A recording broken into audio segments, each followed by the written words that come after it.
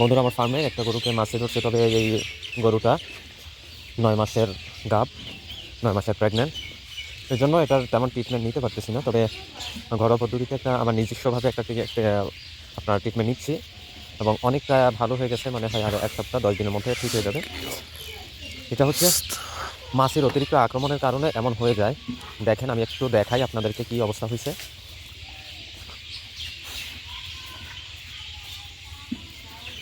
আর এটার জন্য আপনারা ব্যবহার করতে পারেন ভায়োডিন। ভায়োডিন আপনার 40 টাকা নিবে, 40 টাকা 50 টাকা ভায়োডিন।